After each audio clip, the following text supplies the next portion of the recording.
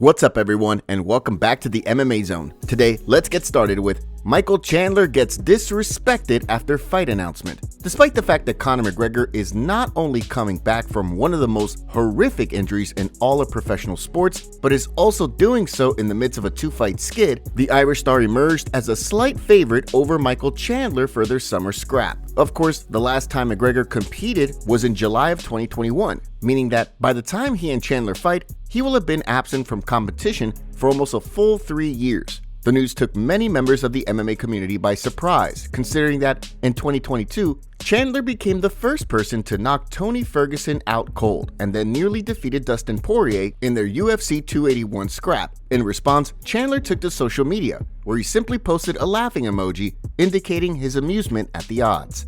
As Chandler also wrote earlier that same day, in camp, woke up feeling dangerous. The June date for the fight will give both men plenty of time to prepare for the 185-pound clash and the cardio challenges that could come with the added weight. Now let's shift gears and take a look at Dustin Poirier shuts down UFC fight.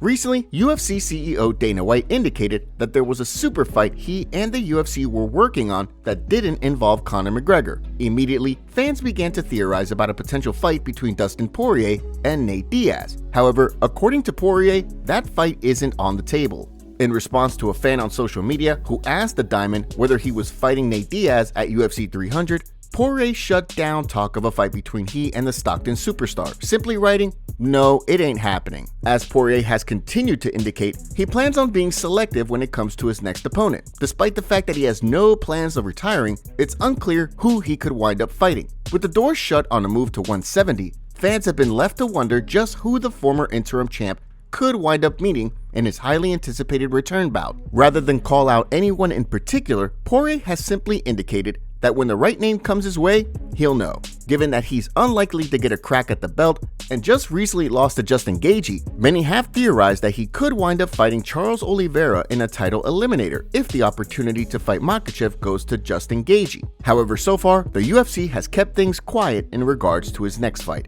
Next up, let's take a look at Garry goes off on Sean Strickland. After finding himself on the receiving end of quite a bit of criticism from middleweight champion Sean Strickland, undefeated contender Garry flipped the script and went on the offensive after Strickland's appearance on Theo Von's This Past Weekend podcast. As Strickland explained on the show, he feels as though there are certain things that should be off limits, such as talking about someone's wife, their kids, or their childhood trauma. The episode also notably saw Strickland become emotional while recalling his troubled childhood. However, the way Garry sees things, the champ is being hypocritical. He fired back on Instagram, writing, "How the tables have turned. You dish it out in the lowest, most vile manner, but can't take a pinch. You absolutely attacked my wife incessantly and obsessively, calling her a It's clear to see your childhood trauma showing. You claimed you were giving me advice before. Well, now it's my turn to return the favor.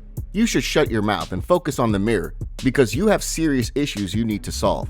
I wish you all the best with them. Don't ever project your pain onto me and my family again. Happy New Year."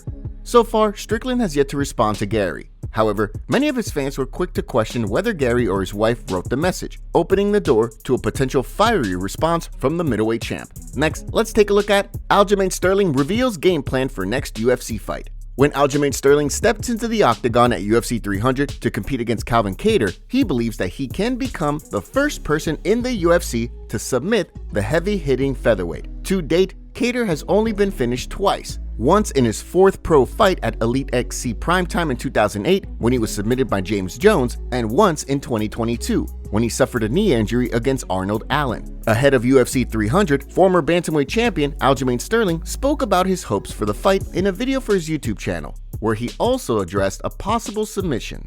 I feel like it could be first or second round if it were to get to that position, but honestly, I'm not going to go hunting for a takedown right out of the gate. I kind of want to get my feet wet a little bit, kind of like how Figgy did. Just feel the power, feel the pushback, and then kind of go from there and just feel the fight. Like, let the fight kind of come to me and not rush it. Do what I normally used to do.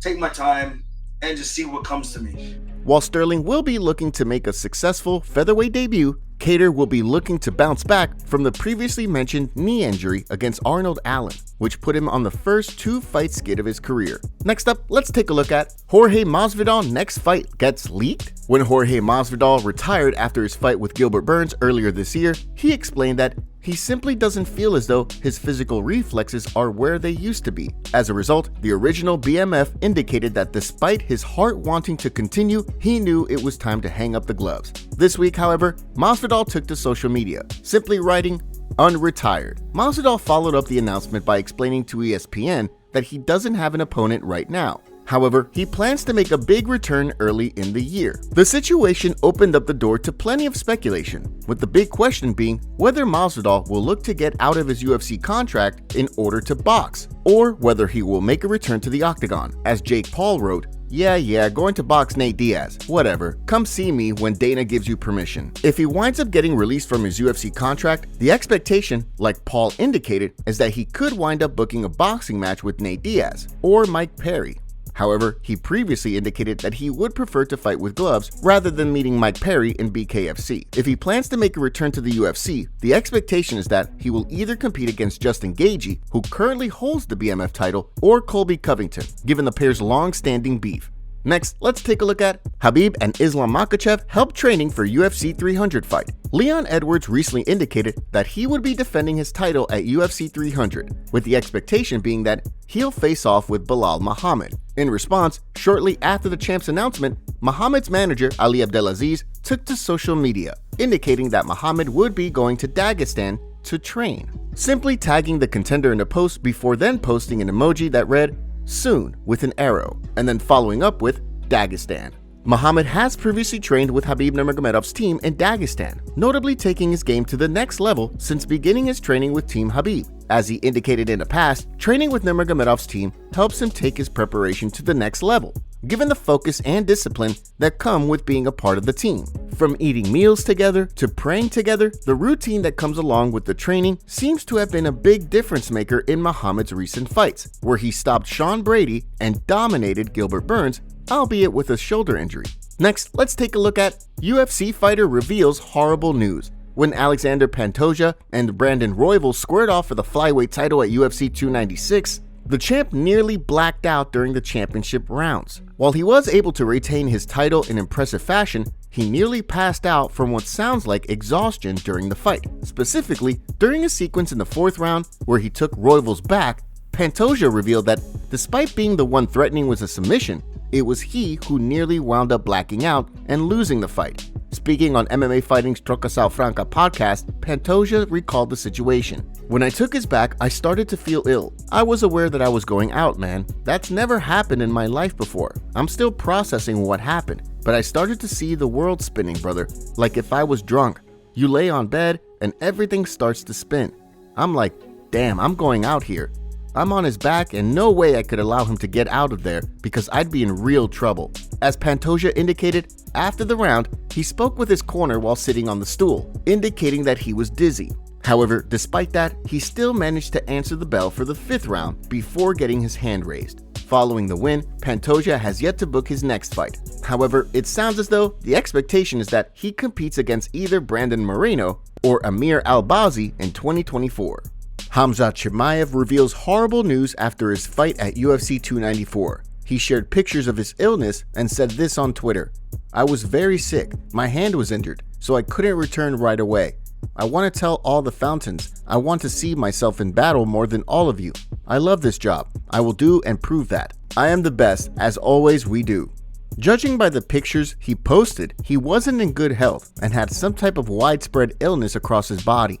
Sean Strickland accuses Joe Rogan of abuse after sharing his thoughts on the Theo Von podcast. Here's what Strickland had to say about Joe Rogan. When I did the Rogan podcast, what's Rogan's guy? What's Rogan's like? Jamie. Jamie, dude, I was thrown off by Jamie. Yeah. Oh man, I think Rogan abuses him, dude. Really? I think he abuses him, dude.